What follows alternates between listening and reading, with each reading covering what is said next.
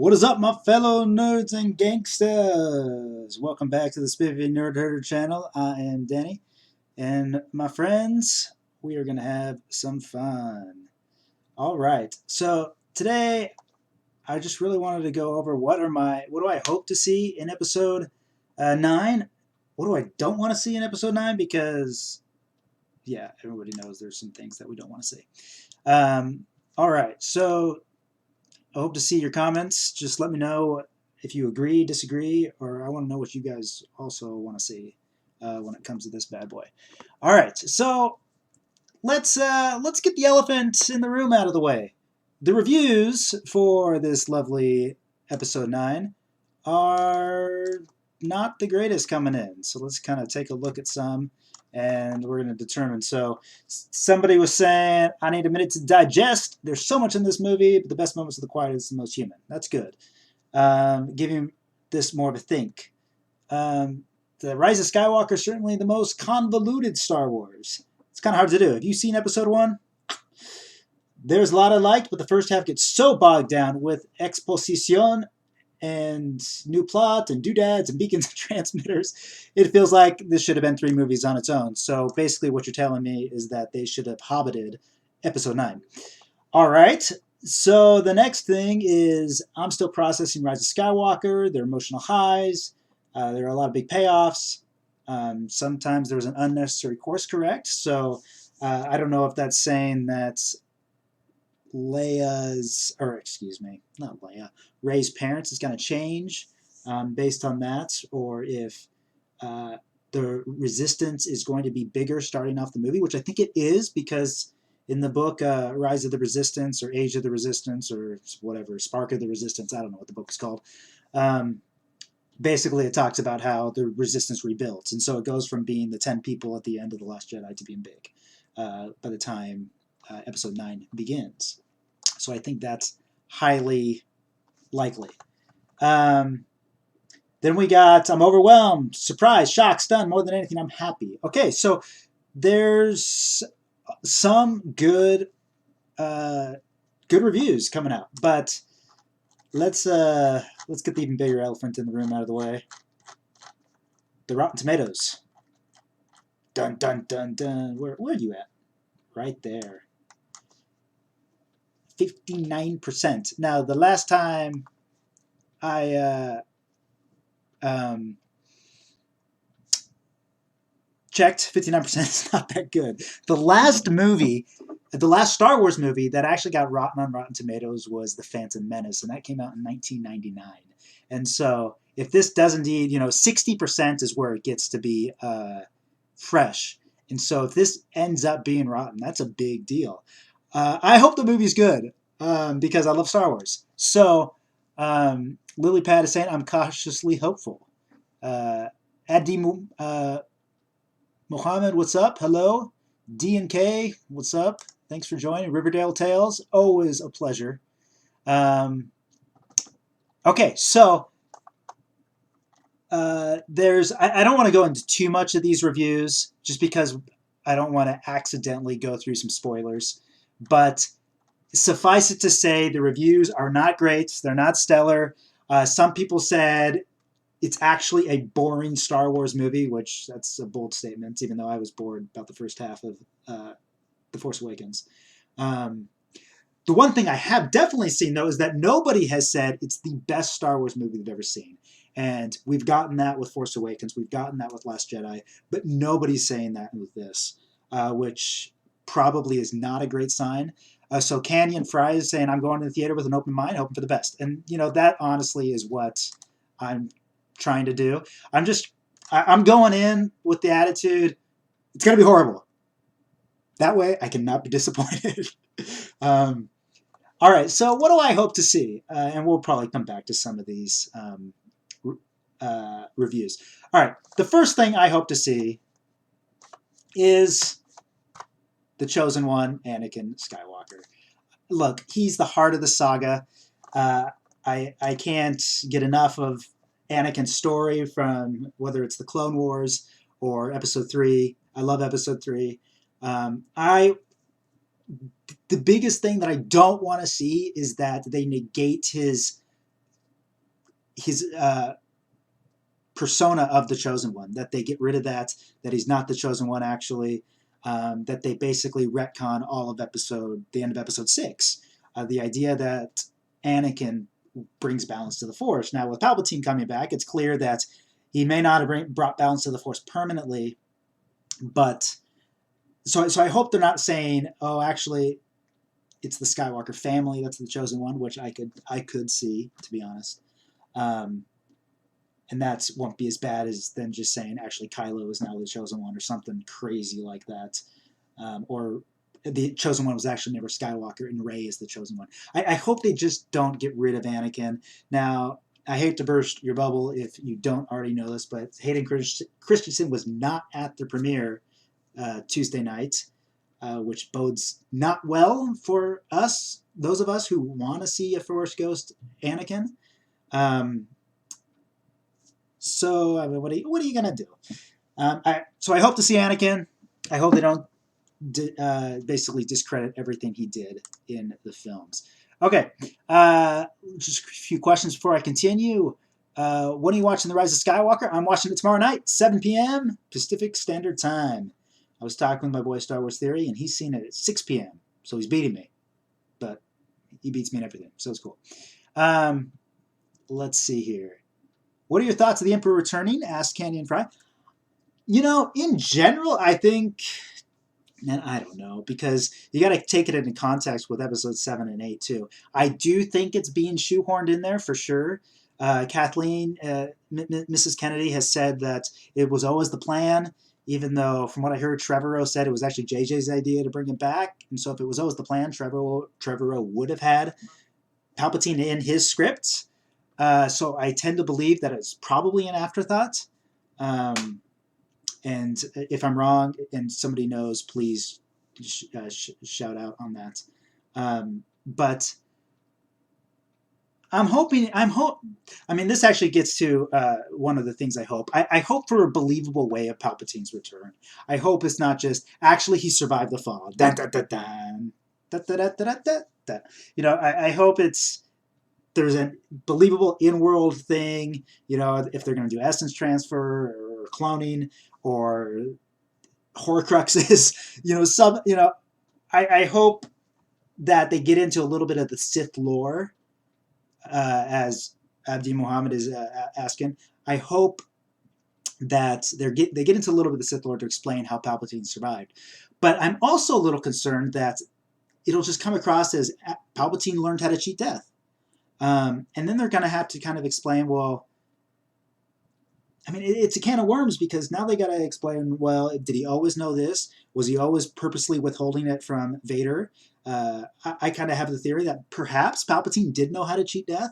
He had figured it out, and he was purposely withholding it from Vader so that he could always basically keep a secret from Vader to prevent Vader from turning on him. As you probably know, in Episode 6, Palpsy Boy was like almost 100 years old by that point. And so in this movie, he's like 130, 140 or something.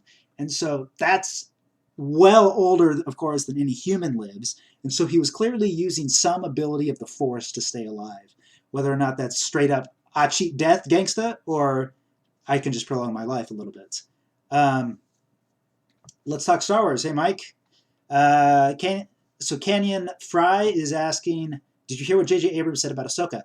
Yeah, I've heard that there's a little bit of rumors based on his comments that Ahsoka might be showing up. If that's the case, again, I hope she's not shoehorned in there. I love Ahsoka. But for the casual fan, nobody knows the heck who she is. And so to just bring her in might feel really forced and just fan service and won't. I mean, while she's a part of course, Anakin's story, she's not a part of the 9-film saga. So it's kind of like, how much do you bring her in? I'm a little skeptical. Now, if they bring like Ezra in, that would just be too much for me, I think. Okay. Now I gotta say another thing I hope to see. I do hope for a proper Leia send-off.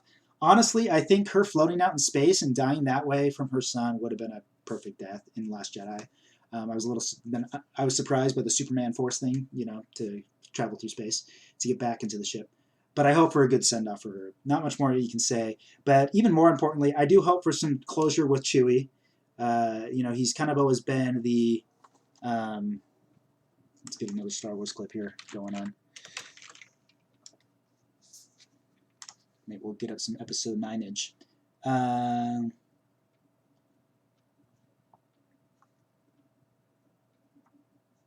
don't know what this is, but it looks cool. I hope for some closure for Chewie, because Han dies, then basically Leia just ignores him when he gets back, and he's always, that servant. And while I know that's kind of always been Chewie's role as the sidekick, I hope that he can do something to really be the hero that he has always been and should be. And if they're going to be Endor, I want to see some Ewoks. Maybe not, but it'd be nice to see the Ewoks kick some butt or something like that. All right. So another thing I hope to see is I hope to see them be able to not just end the franchise as a kind of a light versus dark thing, but more as the end to... I don't want to see the franchise end the whole conflict between the light side and the dark side. While I know that's kind of technically balancing the Force, let's be real, if they completely destroy the dark side, there's no more movies after that, and then they'd have to come up with a way to just basically undo all that. So I think realistically what they should probably do is they can end the Sith by destroying Palpatine completely, but I think it's more of like an end of the Skywalker Palpatine saga to a degree. Palpatine has always been the villain, the overarching villain of this entire story, and the Skywalkers have always been either his right-hand man or the thorn in his side. And I think Episode 9 realistically is not the end of light versus dark, but is more the end of the Palpatine Skywalker struggle for supremacy in the Force to a degree. So I kind of would hope to see that it's kind of be framed in that way, especially with Palpatine coming back.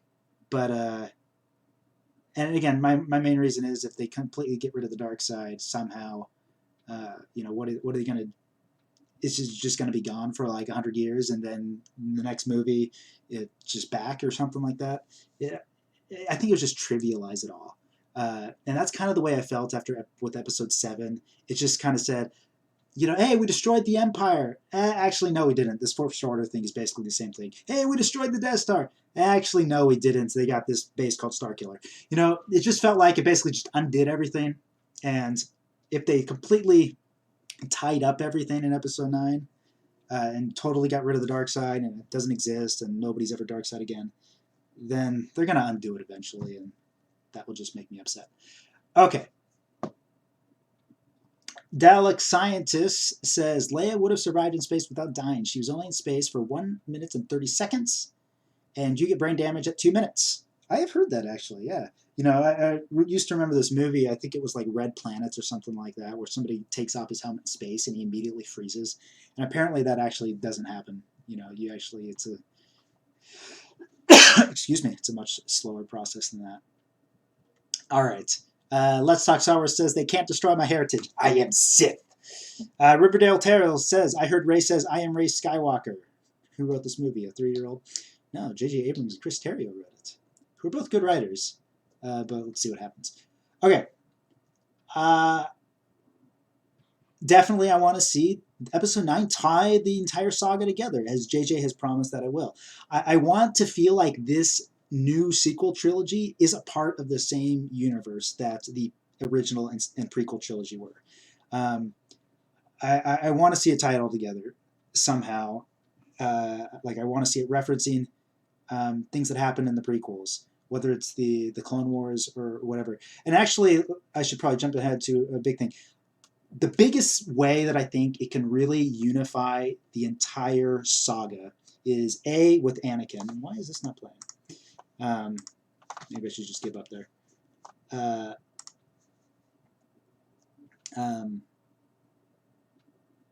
Sorry, I just want to play these trailers.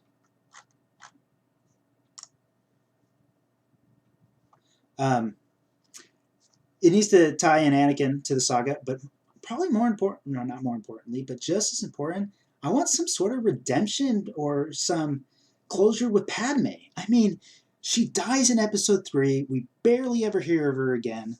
And we. I don't know why this isn't working, so I'm just going to. If it comes on, I'll let you know. We never really see her again. And I want to know, do her and Anakin ever see each other in the Cosmic Force? Or the netherworld of the Force, as Yoda calls it in episode 3. What happens to her? Has she seen everything that's been happening with Vader? And the new Vader Immortal games certainly have alluded to the idea that she can see what's going on, does know what Vader or Anakin is doing. And so I mean, to have Anakin and Padme back in episode 9, to me, would tie the entire 9 films together. And that would be the ultimate way to really make them cohesive. For me, I really want to see that. So let's see here.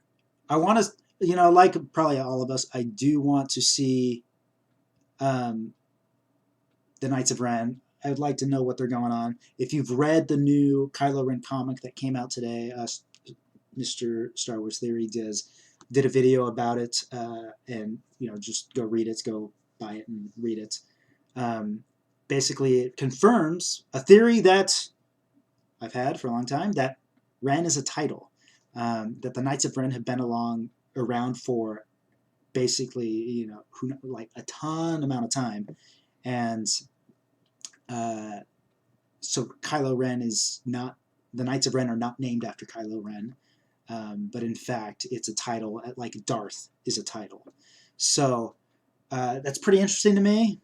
I feel vindicated that I made a video basically claiming that. But we'll see what happens there with Knights of Ren. Of course, I want to know who are Rey's parents. A lot of people believe that she's a Palpatine. Other people think she's a Kenobi. Other people think she's a Skywalker. If you do know, of course, don't say much about it. Okay. Let's see here. I want to know who her parents are.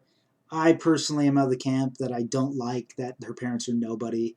From a storytelling point of view, I think it's just bad storytelling, to be honest. That it's just somebody random. I think the identity of her has been too politicized too. Like somehow you're a horrible person if you think that she should be a Skywalker or something like that. I just like I don't like random things in storytelling. So I would like to see her parents be somebody, that she's connected somebody somehow in the story, and it's not just all by chance. But of course, it's an opinion, and there's plenty of room for differing opinions, especially in Star Wars. Another way to really connect the last 9 films would be bring back Maul and Dooku in some way. I think it'd be fun. I think it'd be fun to see a Vader-Anakin fight. Now, of course, this is all wishful thinking because I'm sure none of this happens. But I think it would be really cool to somehow that Palpatine not only comes back himself, but he brings back his former apprentices to try to defeat the light side. I think it'd be pretty awesome. But one of my biggest questions is, how does Palpatine come back? Because the new canon has pretty much established that only light side users can be Force ghosts, because it requires you can't be selfish to be a Force ghost, and that's what the Sith are all about. And so I'm very anxious to see if they're basically retconning that idea that's been established in the books. Again, this is canon books, not Legends books that I'm referring to, or if they're just going to basically come up with a new way to do it. All right. Charlie, what's up, man? Thanks again for the poster. Merry Christmas. You're welcome, Charlie. I hope the poster is looking stupendous on your wall. Tucker T. Hey, Tucker. Good to see you. I'm joking. You super late. I'm going to see this tomorrow night. When do you see it? P.S. You need to play Jedi Fallen Order game. It's a great story. Yeah, who has played Jedi Order Fallen game? Some of the people I've been working with on Netflix are really into it. I just haven't played it. I don't know. I just got to. FightDayBoxing.com says, Danny is such a brilliant guy. Oh, you flatter me. He deserves more subs. Share this with a friend, guys. Thanks, man. Guys, let me just take a detour and say I'm so sorry that I've been so MIA lately. I've been working on a show called Jupiter's Legacy at Netflix. It's a superhero show with Josh Duhamel and Leslie Bibb and Matt Latner, who's the voice of Anakin from the Clone Wars. He's honestly my favorite character in the show. He's awesome. I think you'll really enjoy his character particularly. And then I've been also writing something to pitch to Disney Plus. It's just been really busy, and to find, as you guys probably know or may not know, to actually sit down and film a video and then edit it together, it just takes us so much time. And I just have been lazy, and well, I just don't have the time. So live streams are a little bit easier. Okay, so another thing I hope to see: who the heck was Snoke? If you've read the new Kylo Ren comic that came out today, Snoke is like on this like weird like oasis of a orb in the middle of it's weird, and we do learn that Snoke's deformities were caused by Luke, which is interesting. Although they don't say how, and so they have definitely interacted. So I want to know who Snoke is. If they don't tell me who Snoke is, I'm gonna riot. Just like if they kill Baby Yoda, I'm gonna riot. All right, I would like to see a conclusive send-off for Luke. I know we're going to see him again, so I think that'll be fine. The last shot, I think, of the film, I want to know what you guys think, but I heard this, all this stuff about the last shot. I think the last shot has got to be somebody looking at the binary sunset on Tatooine. It's got to be. It's got to be.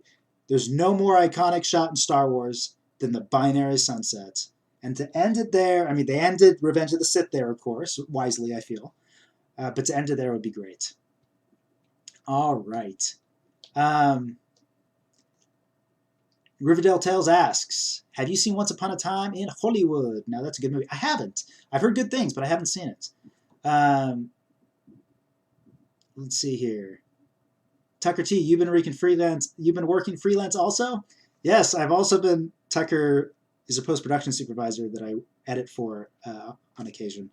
And I'm also editing stuff for him. So we got Netflix, we got writing, and we got freelance editing. It's crazy, y'all. The struggle is real. Mostly, my wife wants a house, so I'm trying to save up to buy a house and get out of this apartment, which I'm very thankful to have, though. Okay, let's see here. Okay, so here's some things I don't want to see. Straight up, no, don't want to see it. I don't want to see tons of fan service characters that have nothing to do with the saga. I don't want to see Ezra. I don't want to see Sabine. I'm on the fence about Ahsoka, mostly because she has such a connection with Anakin and the Skywalkers and Padme. But at the same time, apart from that, I think it just might get in the way of the whole story between Kylo and Rey and Palpatine and Luke. I guess there's already a bunch of Force users in this movie. I just don't know if it would be appropriate to bring her in. But if they can do it in a way that connects to the Skywalkers, then I think it'll work. I definitely do not want to see Baby Yoda.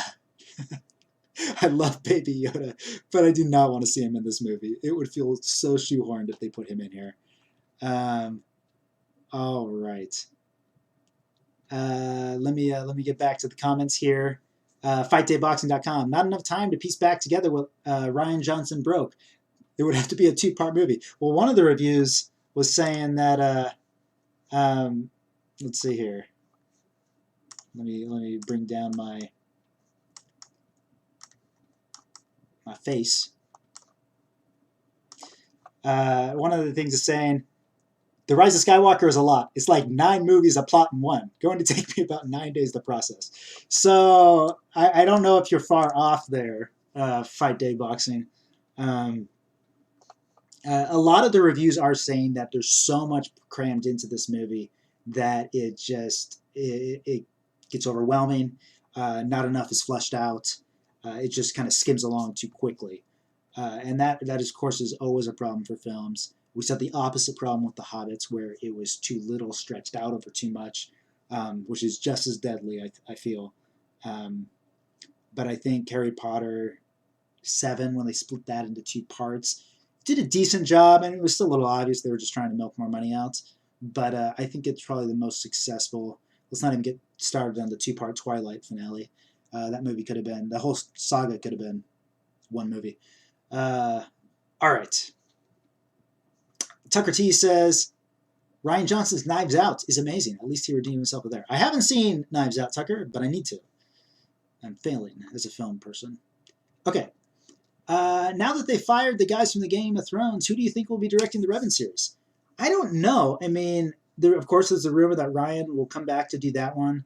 I think they're being very cautious with him for obvious reasons. I think they're giving him a little time to percolate with other films so that when they bring him back, perhaps fan ire will have lessened or diminished with him. Because I think they do want to bring him back, just not quite yet.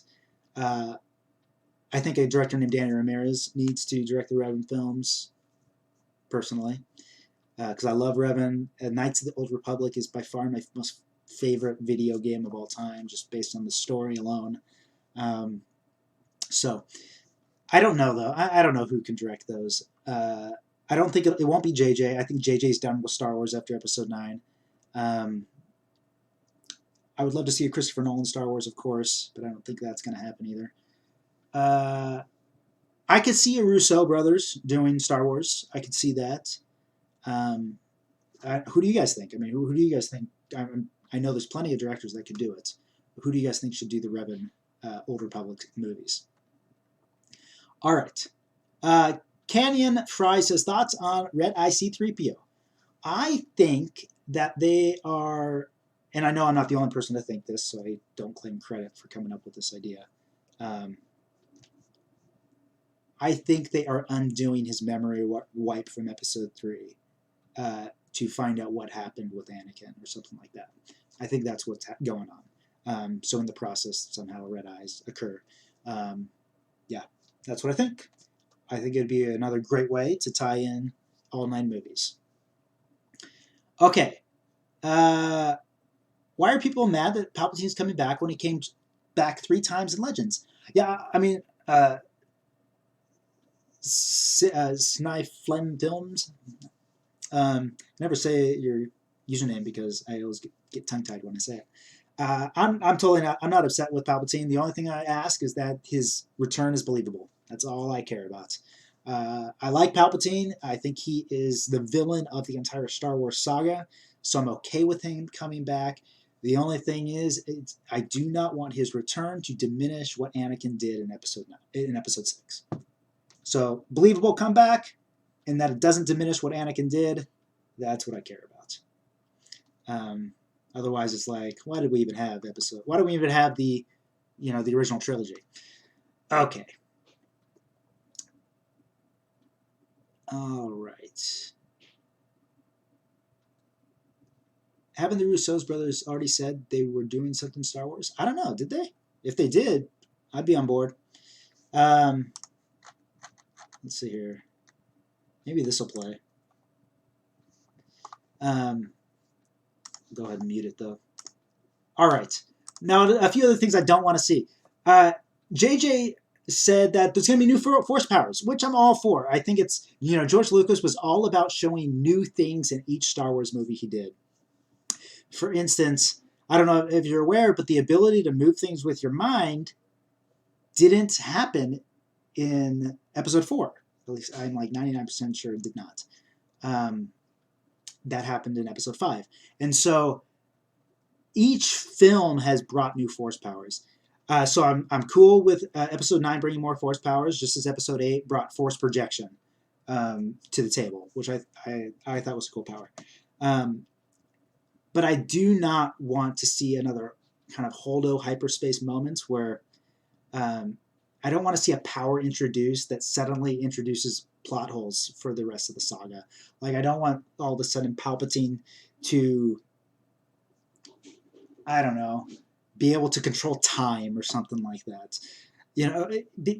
Force powers are cool as long as they are not so powerful that you're wondering, wait, why didn't the Jedi and Sith just use this power in this situation before? in the making of Episode 3, when Rick McCallum and George Lucas are talking about, Rick McCallum was the producer of the prequels, when they're talking about the fight between Obi-Wan and Anakin, Crouching Tiger, Hidden Dragon had just come out. And if you've never seen that film, it's one of the most beautiful action movies you'll ever see. The action is mind-blowing because it's just so beautiful. It's like a dance. I highly recommend seeing the film if you have not seen it. But that movie had just came out around the same time, and so they were considering making the Jedi kind of move in that way, like really being able to do crazy acrobatics, and which they kind of do. But George and Rick said they really had to take a step back. They couldn't make Anakin and Obi-Wan so powerful that the original trilogy wouldn't make sense anymore, because we really didn't see that many intense force powers between, with the Luke and Vader fights. And I think definitely Vader was always holding back when he was fighting Luke, even in Episode 6. He was never going all out, whether consciously or subconsciously. I think consciously in Episode 5, but more subconsciously in Episode 6. And Luke, as we know, in Episode 5 and 6, was not by any stretch of the imagination a super powerful Jedi. So, but Vader, as we know, was very, very powerful and could have done a ton more things.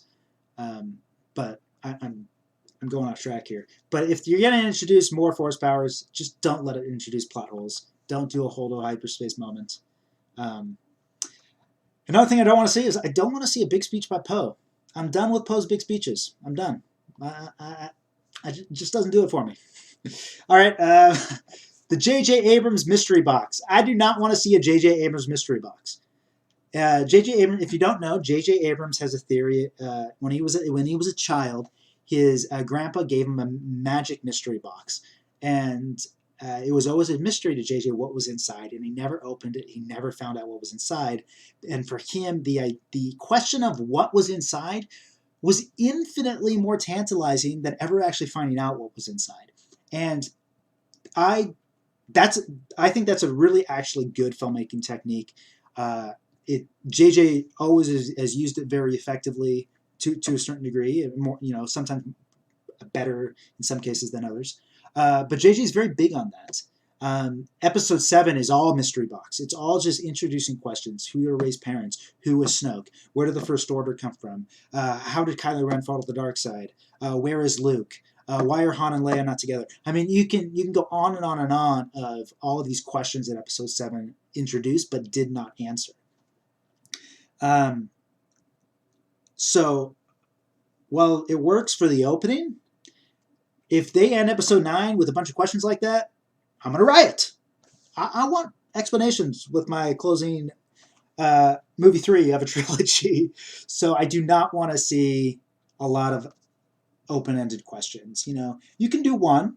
Like, I think Christopher Nolan, what he's so good at, well, one of the many things he's really good at, is he's so good at ending with that one big question.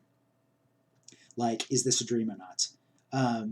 Or in The Prestige, and if you haven't seen The Prestige, cover your ears for like 10 seconds. In The Prestige it's who died? Was it a clone or was it the original?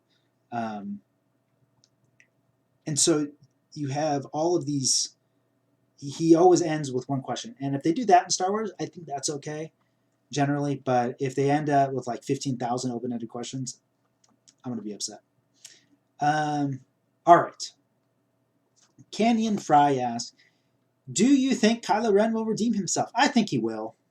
I think he'll end up being the Skywalker, personally. Part of me thinks that. Let me phrase it that way. But I think he'll be redeemed. Okay. And somebody says Tucker says Tarantino is making an R-rated Star Trek film. That's the word on the streets. However, they did just hire a new director to do the new Star Trek film that is not Quentin Tarantino. So we'll see how much credence that rumor actually has, even though Tarantino has stated he wants to do an R-rated Star Trek film. Personally, I'm not into it. I don't want to see an R-rated Star Trek film. I don't want to see an R-rated Star Wars film. To me, especially Star Wars, it's like I can sit down with my 5-year-old and watch Star Wars. That, to me, is what Star Wars is all about. It's connecting the generations. Okay. Lilypad says, I'm going to head to bed. Said I got my last exam tomorrow and my internet keeps giving out of me. Well, Lilypad, we will miss you. It's a tragedy that you're leaving, but good luck with your exam. All right. Abdi Mohammed says, I kind of want unknown directors to make the movies. I know a good director called Mr. Ramirez.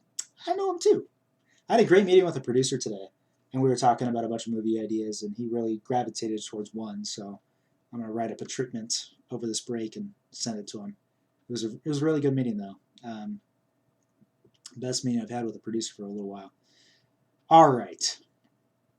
And he produces like a lot of Sundance films and stuff like that. So kind of perfect for where I am at in my career. Okay, who do you think is in the Ghost? Jason Sindola? Excuse me. Jason Sindola and Hera? I think that's probably the most logical. I think Hera for sure.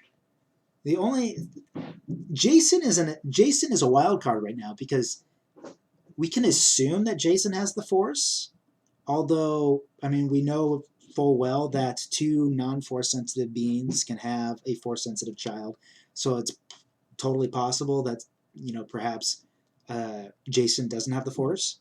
But I do know that the Lucasfilm Story Group was really interested in what to do with Jason Syndulla since his dad was Kanan Jarrus.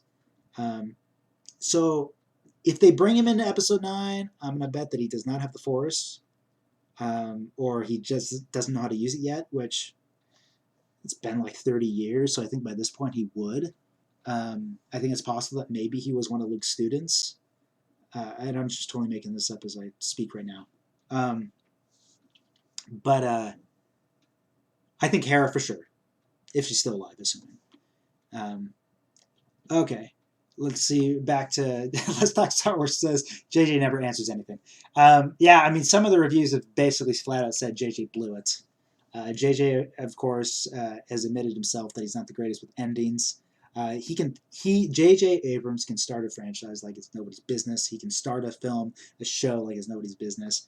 He has historically struggled a little bit with the tie-up, with the ending. But, I'm optimistic. I think JJ is a great filmmaker. I would love to work for him someday. I highly respect him. I've studied his films. I love the way he directs his action.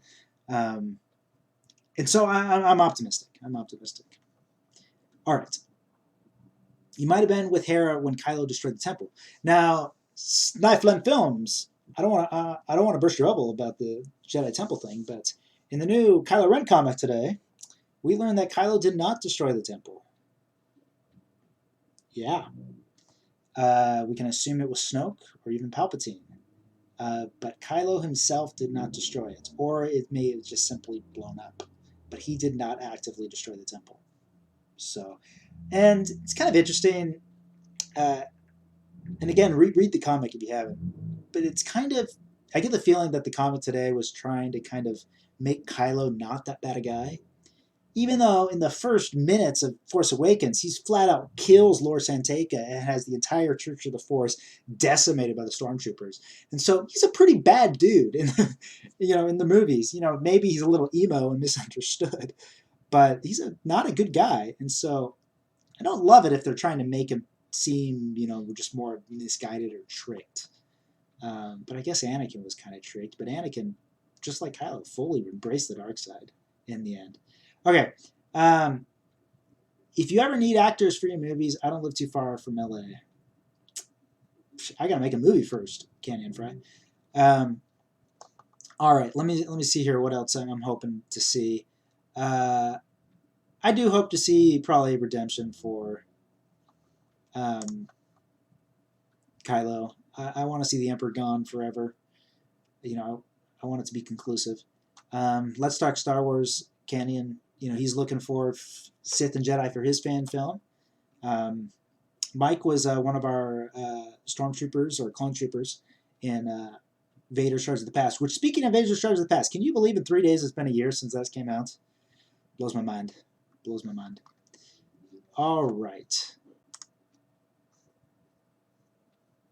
I'm just gonna put this up so we got something pretty to look at here as we talk. All right, I want to hear more of your theories of what's going down in Star Wars Town in Episode 9. I want to know what you guys think, what you guys want to see. and then we'll wrap this live streamage up here in a sec.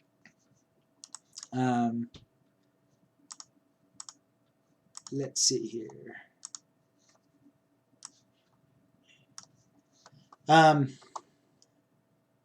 Now, one of the other reviews that I've read is that essentially it's cheap nods to nostalgia. That this has been a really common undertone throughout all the reviews I've been reading. That it's a lot of just nods and Easter eggs to the other films, kind of as a crutch to appease Star Wars fans. And let's be real. I mean, every once in a while, it's nice. I think Rogue One was the limit of how many nods you can have to another Star Wars film. I think the more you go, the more it just takes you out of the film, and so I'm a little concerned about that. Who knows what happens? Okay. Fight Day Boxing says movies have to stand on their own. They should not require books to explain what doesn't make sense. Books can act as additions, not replacements to good movie making. 100% agree. Which is why I don't really want to see characters that are not in the movies. I don't really want to see Ahsoka that much. I don't really want to see, Jason or like. I think Episode 9's got to make sense to the casual viewer. If you're introducing characters in books and you got to use the books to explain it all, I think you got problems. And so the bit of how Kylo fell to the dark side, yeah, they may have started to answer it and are going to answer it more in depth in the comics, but you got to answer it in Episode 9. You got to explain it. You got to explain how he met Snoke for the first time. If you don't, then you're just... I think they have to do it. So I'll be disappointed if they don't do that. So thanks for bringing that up. Like I read all the canon comics. I read all the canon books. At least as all the ones I know of. They come out so fast. I even read like the young adult, the kids ones, because they're quick reads, and I just listen to them as I commute. So I listen. I don't read. But I totally agree. Even though I listen to them all, I want everything that's really important to be explained in the movies. The books they're fillers, even though I would like some more substantial stories in the books. Okay. How would you open a Star Wars film? Opening crawl or what Solo did? Check out my Force in the Balance video. I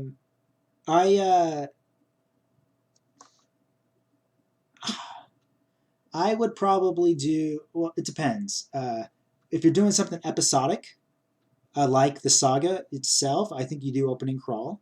If you're doing a standalone, I don't think there's any need to do an opening crawl. So kind of the Solo Rogue One approach. But if you remember, the Star Wars is heavily based on like the Flash Gordon serials that George grew up as he was watching. And those and others would start with these opening crawls to give you context of what was going on in the episode and to remind you what had already happened in the previous episode. And so I think if you're doing like an episode 1, 2, 3, 4, or whatever it might be, or an episode 1, 2, and 3 of like a Revan series, I think you do opening crawl. It's very Star Wars. One of the biggest reasons we did not do it in Vader Shards of the Past is because of the medium we were making the film for. We were making it for YouTube. And having an opening crawl at the beginning of a YouTube video is just deadly. So we wanted to get into the film as quickly as possible. We still, of course, needed to give some sort of exposition, so we opted with kind of that Solo approach. And so we gave the bare minimum and then got into the story. But if I were making a film for a theater, I'd probably do a crawl if it's episodic, but if it's standalone, probably not. Okay, let's see here. To be honest, I'm okay with nostalgia. I'm not okay with the entire movie being nostalgic. Yeah, and I think that's kind of what people are harping on a little bit, is that there's too much nostalgia. And honestly, it's one of the reasons I didn't love Force Awakens. I know, you can shoot me. But I'm definitely one of those people who did not love the fact that it was a carbon clone of Episode 4. Okay. The stories in other Star Wars movies, even the prequels, have a way of bringing us into the wider world. Star Wars Rise of Skywalker never lets us in. Ouch. The Rise of Skywalker is one of Star Wars' worst films. Even the prequels had fun and heart behind them. That's pretty rough, Robert Daniels. Rest assured, there's nothing in this final Star Wars that would prompt eye rolls or snickers, or the snickers of episodes 1, 2, and 3. It's a low blow. I love episode 3. Okay, Let's Talk Star Wars says, Danny, get ready to be disappointed. I'm optimistic. I'm actually going in ready to be disappointed. So if I am, I won't be disappointed. You know what I mean? But if it's good, I like it, I'm going to be elated. Danny, I'm doing a Lost Tribe of the Sith giveaway on the channel if you're interested. Graphic novel, Dark Horse. Cool. Check out Mike's channel, Let's Talk Star Wars. Andrew S05. What do you think of Bob Iger and Kathleen Kennedy stating that they may shift away from trilogies and do 2 movies instead? I don't like it. I like trilogies. I think it's the 2-act structure is natural, or the 3-act structure is natural. I enjoy trilogies. I think if you just gotta make the movies good. The idea of pumping out too many Star Wars movies too quickly, I think, is nonsense. Marvel releases anywhere from 2 to 4 movies a year, and there's no Marvel fatigue. And it's all basically all part of the same story, and maybe different characters, but it's all part of the same story. I just think the movies just need to be better. But that's my opinion, and I have immense respect for Bob Iger. I mean, I'm probably one of the biggest Bob Igerites that there is. I think he is underpaid for what he has done for the company.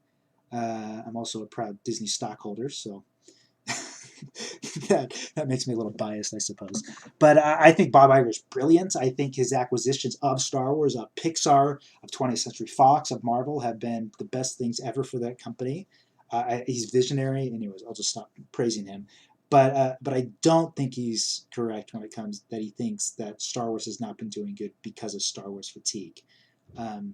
Quite simply, you make the movies good, people will watch them. And I should preface that I do love all Star Wars. I don't hate any of the Star Wars films. Okay, Carly Johnson says, "Hey Danny, love your channel."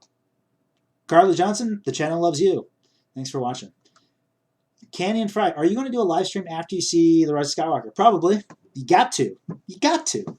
I mean, when you got this phase, people want to see it as much as possible. So yeah, I'll probably be doing a live stream tomorrow night. So stay tuned for that.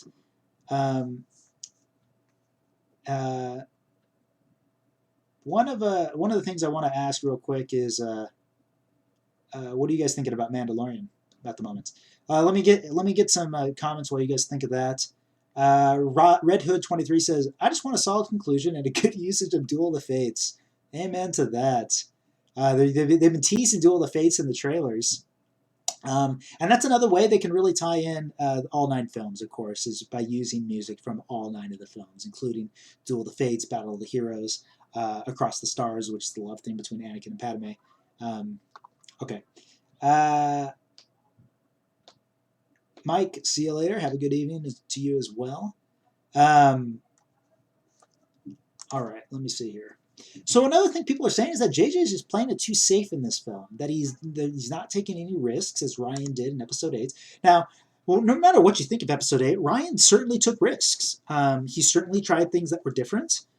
He certainly tried to push the saga in a new direction, or at least he tried to make it unpredictable.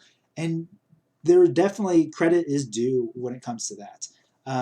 There was a lot of fan backlash because of that, whether deserved or undeserved. I won't make any comments. But from what I hear is that JJ has tried not to do that and has really tried to play it safe, so that it wouldn't undergo the backlash. So of course, I hope that, just as George said, he always wanted something new in Star Wars. And that was kind of one of the problems I had with Episode 7, and that he had with Episode 7, is that there was nothing new. It was kind of the same thing over again. Again, I like all Star Wars, so if I ever say something negative about a film, especially a Star Wars film, it doesn't mean I don't like the film in general. I know how hard it is to make movies. I know how hard it is to please Star Wars fans. and there's just no reason to say a movie sucks because, in my mind, every movie has something good in it, and I know how hard it is to make, so there's no reason to say a movie sucks. Okay, let me get off my filmmaker soapbox there for a moment. Let me. Sorry, I lost my comments here. There we are. All right, Mandalorian. So one person says, real quick, Fight Day Boxing. I was never angry at Rian Johnson for making a bad movie. I was angry at the reaction towards the fans. The money in all their wallets comes from us. I do agree with that. I think that as a filmmaker, you got to respect your fans. You got to, like, for me, hopefully I always feel this way. But for me as a director, as an editor, or whatever I'm doing on a project, I got to recognize that people are taking time to watch what I'm making. And I owe that to them. I mean, it's something I need to be grateful for. And even if they say I didn't enjoy it, they still took the time to watch it, and that means a lot. And I think I hope no filmmaker ever forgets that we don't make films in a bubble. We don't make films just for us or for the art of it. We do make films for audiences, and just like you got to be kind, rewind, be kind to use fans because yeah, they're making your livelihood possible. All right. So back to Mandalorian, though. Episode 7 was amazing. The Mando. Your thoughts on Baby Yoda? I like Baby Yoda. I'm a Baby Yoda fan. If they kill Baby Yoda, we riot. I don't think Baby Yoda is a clone of Yoda. Could be wrong, though. Who knows? Just mostly because he's 50 years old, and the Kaminoan cloners were, at that point, it would just introduce a massive plot hole of why the Sith wouldn't clone Jedi or Force users to overtake the Jedi. I think that based on the Dr. Pershing, or whatever his name is, in episodes 1 and 2 of Mandalorian, I think based on his Kaminoan past, I think they want to clone him now, but that he is not a clone himself.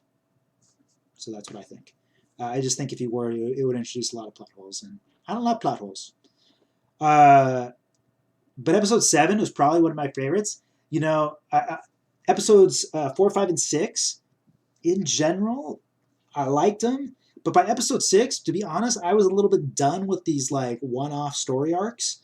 I wanted to get back to the overall story, and I'm glad episode 7 did. Because to me, that's the most interesting thing. So while episode 6 was probably one of my favorite of the one-offs, I was done with it. I was done with one-offs by the time we got to episode 6. I was a little disappointed that they didn't get back to the wider story by that point. I don't want a procedural Star Wars show. I want a serial show. And the difference between a procedural is like Law and Order, where every single episode exists on its own. You can watch an episode from season 20 and then watch episode from season 1 and you'll be just fine. But a serial is something like 24, where each episode you got to watch them in order. You kind of got to watch them all to be caught up. I think that's what Star Wars is. It's not procedural, and so I wasn't digging the just one-off episodes, even though they were fun. I want to know what's going down with Baby Yoda. I want to know what's going down with the Empire, all that jazz. Okay.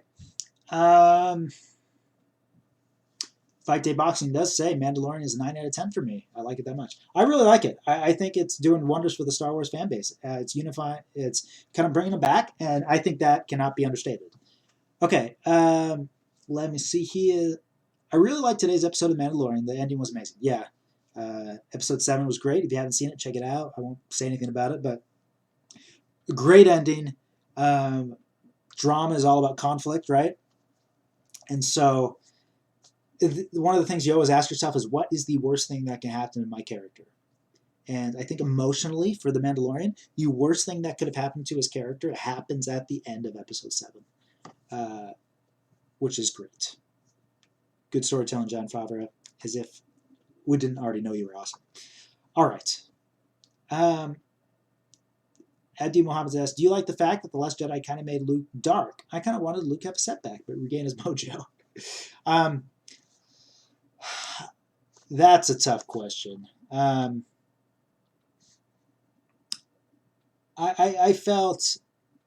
I kind of felt about Luke the way I felt about Bruce Wayne in The Dark Knight Rises. I felt that both films kind of were disingenuous to who the characters were. Um, so it's hard to say. I mean, I didn't like the fact that Luke wasn't in Episode 7, to be totally honest with you. Uh, except for the last 2 minutes. And I still think it's funny that he gets credited second in that movie in the credits. So I don't really know how to answer that question, just because I think given the circumstances, yeah, I guess it kind of worked, but yeah, I wasn't a huge fan in general of what they did with Luke or Bruce Wayne in Dark Knight Rises.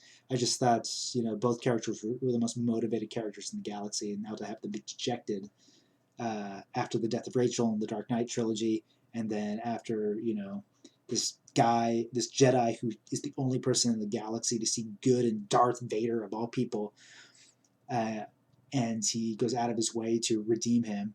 And then he sees that potentially a kid who has never done something bad might be bad in the end, so I'm going to kill him. It just didn't, for me, didn't work with Luke's character. It was a big contradiction. But again, that's just me. I think Rian Johnson's a good filmmaker. So I hope I can have that opinion and not be skewered. All right. Canyon Fry says, I got to go to bed now, but thank you for being you, Danny. Hey, thanks, Canyon. Thank you for joining. We'll probably wrap this up here. But, guys, let's just go through some of these really quick. And if you have any last comments, say them now. Otherwise, we'll kind of sign off here. How did J.J. Abrams do in his return as director? He says, the force is strong with him. He's at his most creative and original. Whatever controversy Adrian might have brewed up with his artistic choices, he still captures magnificently the soul of the series. Okay, so both positive comments. Abrams is an exceptional, capable director of action and actors, and that 100% agree with. So the film goes down easy, even if you're struggling with some of the plot's maneuverings. Okay, that's fair. This may be the closest Abrams has come to showing personality in one of his temple pictures, if only because he was forced. Gonna have to see the films and know that context. The filmmaker commits his greatest sin of all. He co-opts his vision to appease first and create second. We all know, of course, Lucasfilm was treading a fine line of trying to make something that the fans would like. It's tough. It's tough. I don't know. It's hard to make a Star Wars film, because no matter what, it's hard to make a James Bond film. It's hard to make a Star Wars film. It's hard to make a Star Trek film. It's hard to make a Lord of the Rings film, because the standards are so unbelievably high that it's hard to appease the fans, because it means so much to us. We just got to remember that, we just got to remember that daunting task that they have, and we can't riot unless they kill Baby Yoda. We can't riot if they don't knock it out of the park. I mean, I don't know. Let's just be more kind to these filmmakers. All right. At the end of The Rise of Skywalker, do you think we will get an immemorial to all the actors who passed away, like they did with Carrie Fisher in Episode 8? Maybe. Yeah, maybe like to Peter Mayhew. I think that's very, very possible. I really want to see a Mace Windu Disney Plus series. That'd be cool. That would be cool. I'm working on a Star Wars Disney Plus pitch right now, so we'll see how that goes. I won't tell you what it's about, but I think it's pretty cool. All right, guys. If there is nothing else, I'm going to sign off, because I got to get my beauty sleep so I can be awake and refreshed and energized. So when I plop my bum down at 7 o'clock tomorrow to watch this movie, I'm going to be ready. And then we're going to join up, and we're going to do another live stream and talk about it. So if you are seeing it tomorrow, join me. I got cookies, and we're going to talk about The Rise of Skywalker.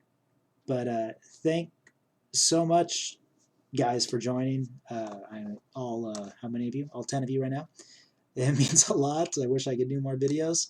But really, thank you so much. I loved all your comments. I like that we can interact like this in a live manner.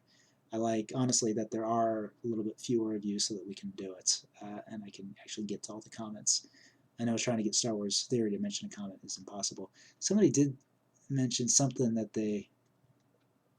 Dalek Scientist. I emailed you about a Lego mock of Shards of the Past, Medical Chamber. You asked if you post on Instagram. I emailed you the account so you can credit. Sorry if this comes across rude. Not rude at all, Dalek Sciences. I just haven't posted it. I need to, though. And I'll be sure to credit you. All right, guys. Thanks so much. Remember to, well, stay spiffy.